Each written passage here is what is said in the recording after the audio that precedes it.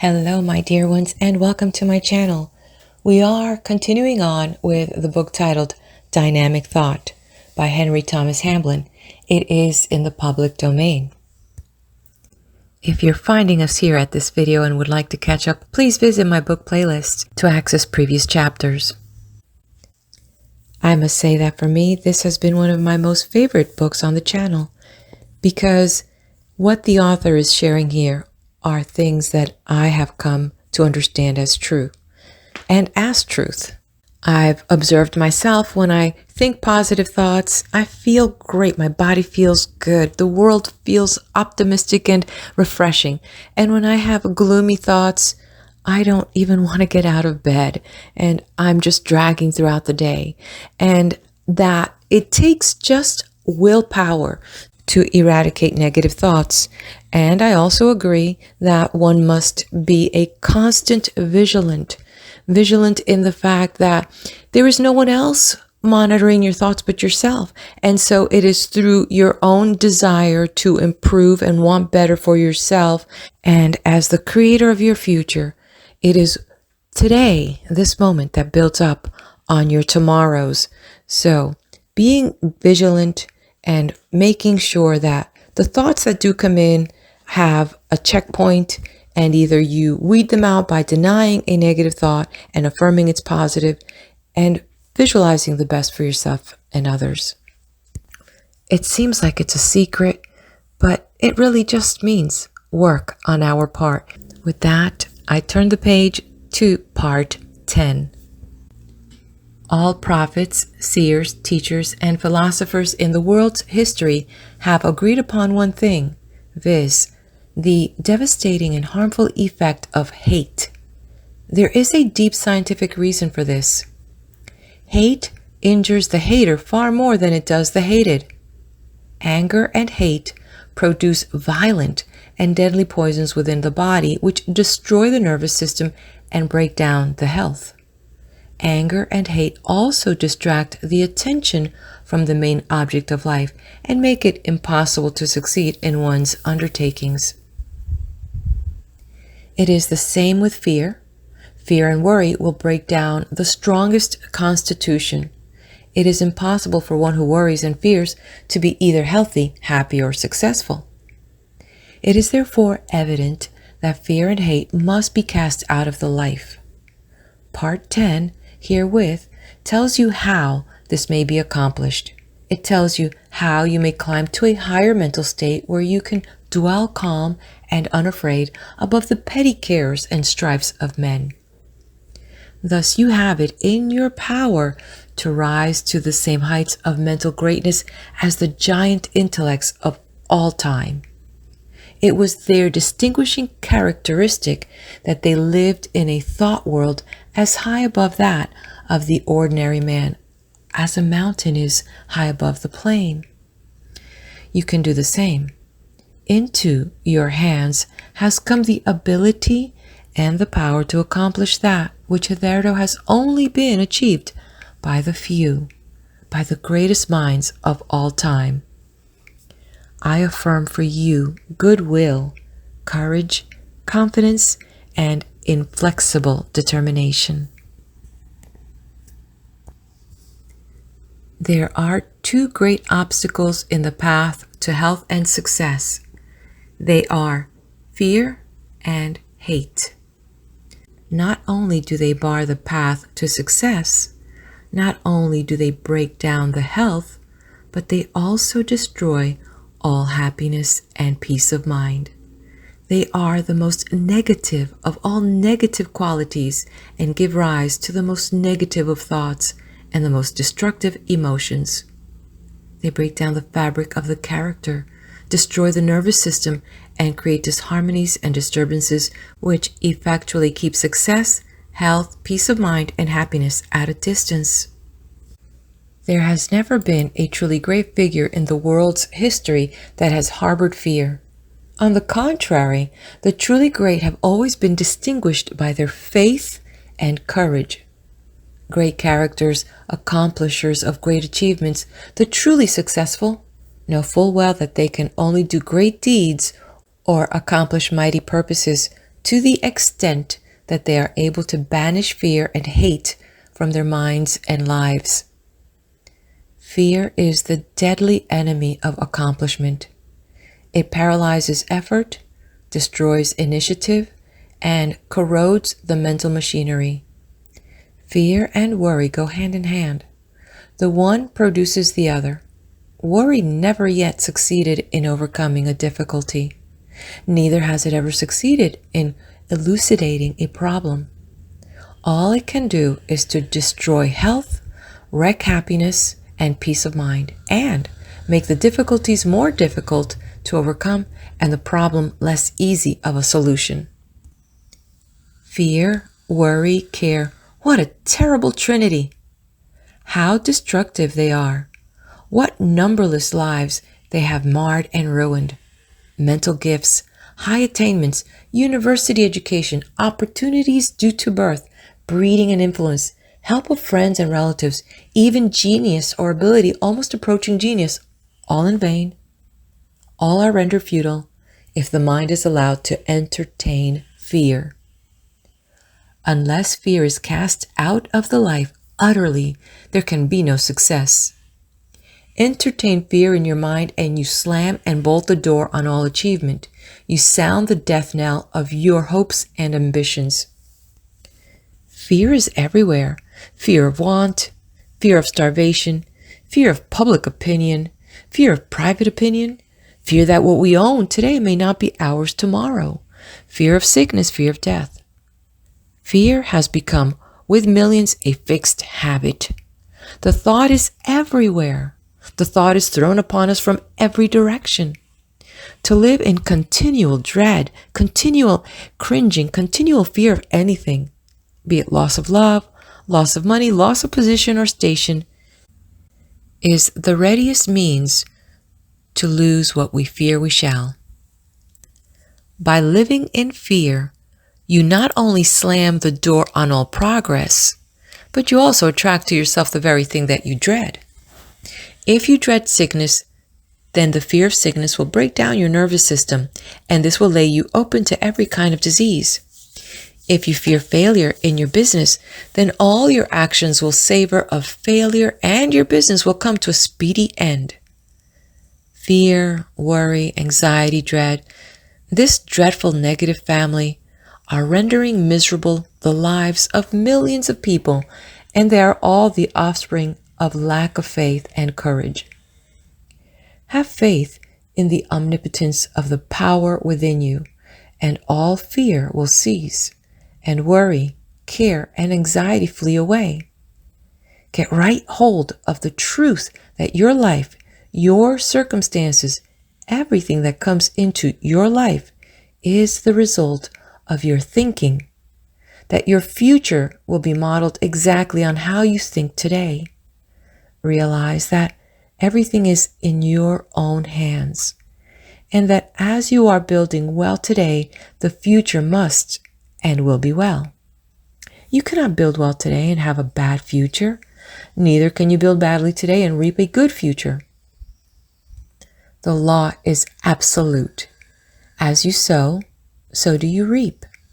Sow well today, and in the days to come, you will reap an abundant harvest of all good things.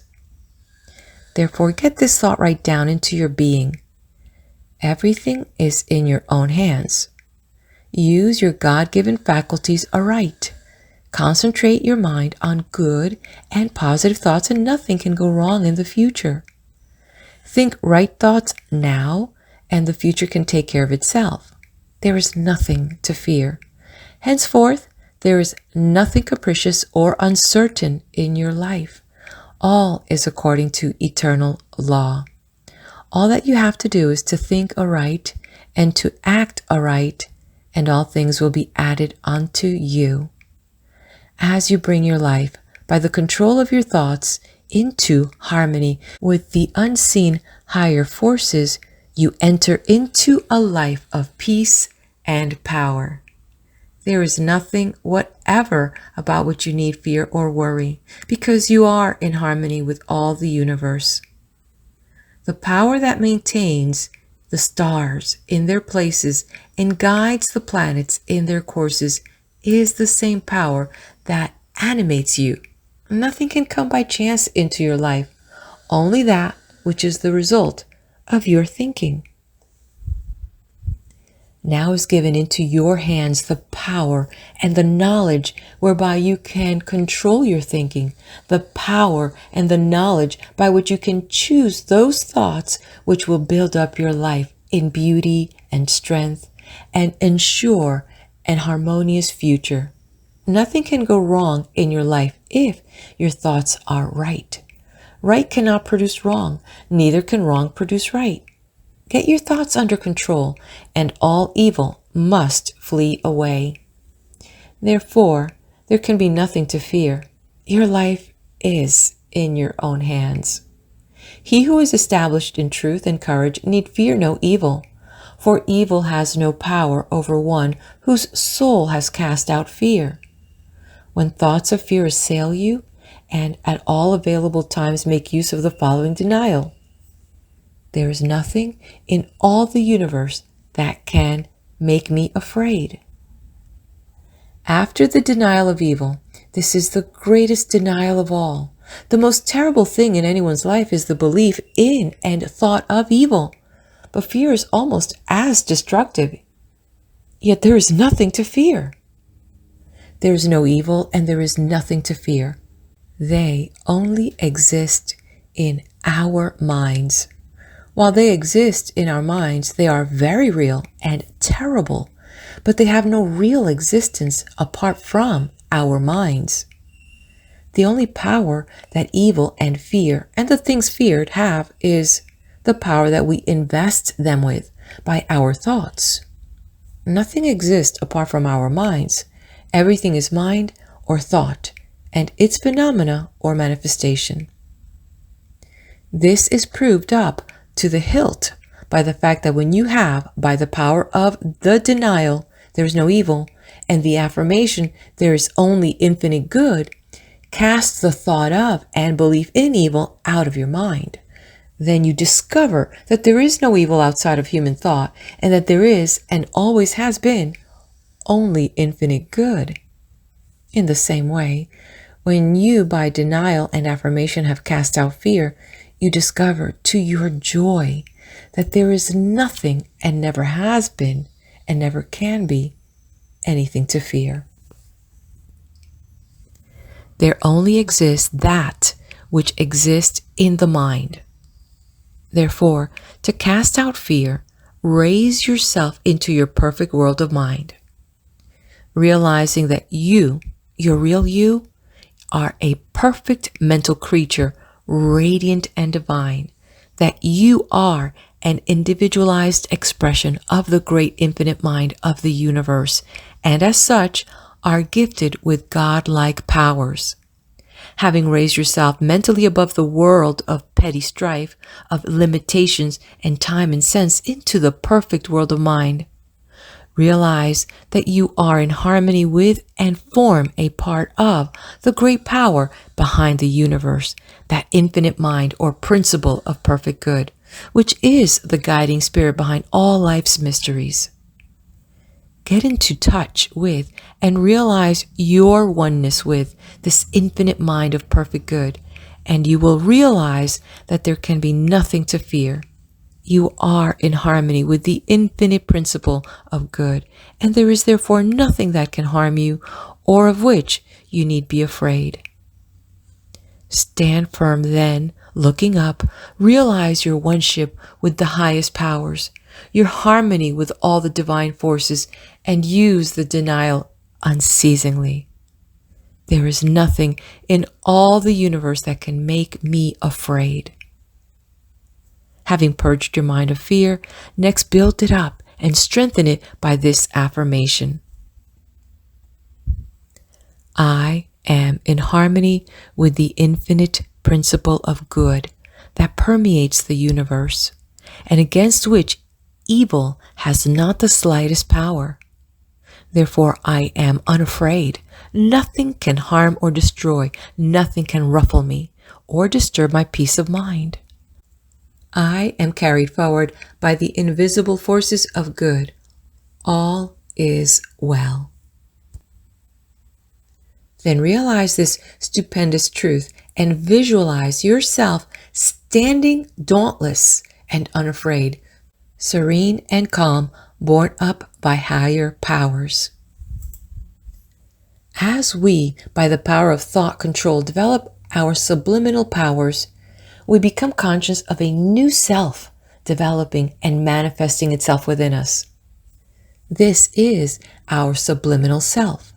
Not only do we become increasingly conscious of the new powers within, but we also are aware of powers without us. As we develop our inward powers along correct lines, so do we become into harmony with the powers without. There are powers within and powers without, all of which will help and bless us if we only come into line with them. There are, of course, testing times in all lives, but to the well-trained mind, these should give no cause for fear. It is how we bear ourselves at such times that determines our real worth and use, whether we have stamina, backbone, courage, real character, and if at such times we can stand unfaltering, uncomplaining, desirous of neither sympathy nor pity, patient but resolute, and doing today what today reveals to be done, and so ready for the morrow when it comes. There can be but one outcome. The higher powers of all the universe stand back of such a life. They uphold it, they sustain it, they stamp it with success, they crown it with adoration and with honor. R.W. Trine in The Wayfarer on the Open Road. Therefore, you have nothing to fear, so cast out fear and meet the future with joy and gladness. The other great obstacle to health and success is hate. There can be no health or success in life for the one who hates. He who hates emits a force which rebounds back upon himself. Hate injures the one who hates far more than the one hated. Hate poisons the blood of the one who hates and tears down his nervous system. Hate is negative and destructive. Love is positive and upbuilding. Hate affects adversely all the vital processes. It destroys health, wrecks happiness, and turns the life into an inferno of trouble. Have you ever noticed the lives of those who indulge in hate? They are a continual round of trouble. Before they finish one brawl, they find themselves engaged in another. They are at loggerheads with nearly everybody, and misfortunes seem to dog their footsteps. Misfortunes and troubles are attracted to them as a direct result of their hate. Through indulging in negative thoughts and emotions, negative conditions are produced and attracted. That is why people who hate are not always in trouble through other people's hatred, but they attract to themselves troubles and disasters which seem to have no connection with hate, but which are, in reality, a direct result of that condition of mind. Therefore, dear reader, if you have hatred, malice, or resentment in your mind or life, pluck it out and cast it away, because you can never be successful, never be happy until you have done so. The best way to cast out hate is to hold your mind continually in the attitude of goodwill to all men. If hate is to you a real difficulty, if you blaze with resentment whenever you think of a certain person who has deeply wronged you, if there wells up within you a fierce desire to get even with the object of your hatred, or at least to wish him harm, remember this, that you can never make any progress in mind and thought control. You can never be successful and happy until you have forgiven your enemy. If, just as you are falling asleep, you use the following combined denial and affirmation, you will find it much easier to conquer your negative failing during the next day. First of all, raise yourself into your perfect world of mind. Deny evil and affirm infinite good. Then say, I forgive and forget all my enmity and anger. I send out thoughts of love and goodwill to all mankind. Get your mind into this attitude, and all will be well. By thinking in this way, you create currents and vibrations which will bring you blessing, happiness, health, healing, and success. It may seem strange to insist upon forgiveness and love in lessons on mind training and success development, but believe me, there can be no true all-round success, no happiness or harmony in life, so long as hatred, malice, and uncharitableness are cherished. These are negative qualities, and success, real, lasting, and true, can come only to those who overcome and cast out, root and branch, all negative thoughts, beliefs, and habits. Great minds are above all such petty, mean feelings as hatred, spite, and malice. It is the truly great who can best afford to be magnanimous. By regulating and controlling your thinking, by casting out fear and hate and all other negative states, you too can become great in mind and noble in action. Therefore, when you make the above affirmation, visualize yourself raised above the petty cares and strifes of men, looking with a broader outlook above those who hate and squabble and disagree. There is a mental realm of peace and quietude which is far above earth's troubles. But before you can enter into it, you must first put yourself right with your fellow men. We cannot dwell there if we are not dealing fairly with the world and giving our very best service to the cause of humanity. We cannot dwell there if we fear. We must first of all banish fear and possess our hearts with courage. We cannot dwell there if we are selfish, nor if we desire or demand for ourselves anything or state which we are not anxious that all should partake of or enjoy. But when we have put ourselves in harmony with all the higher forces, then we can rise above the things which vex and grieve the hearts of men. We can rise to a plane where absolute calm and peace continually abide. I can hear some of my readers saying, "What has this got to do with success in life?" My answer is, everything.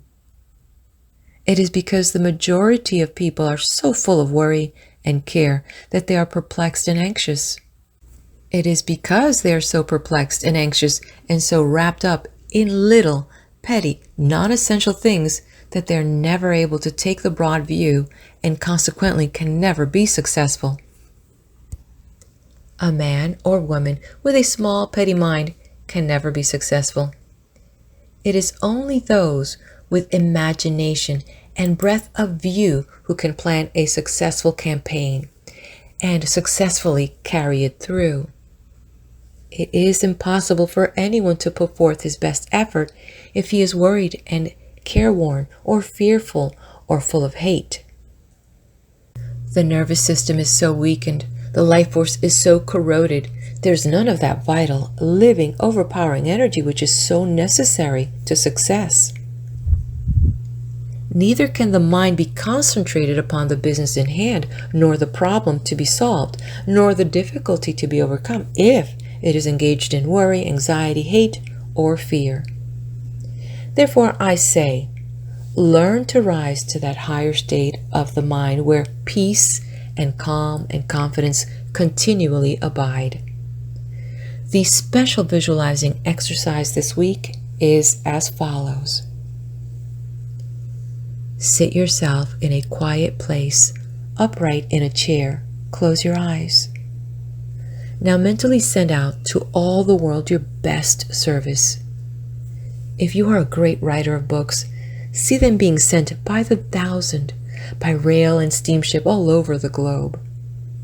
If you are a merchant or manufacturer, see your goods being dealt with in the same way. If you are an artist, see your pictures going to many lands. If you are a poet, see your poems bringing joy and peace to thousands of hearts everywhere. No matter what your occupation may be, or may be in the near future, see the effects of your service going out to all mankind. Do this for a few minutes, and then reverse the process.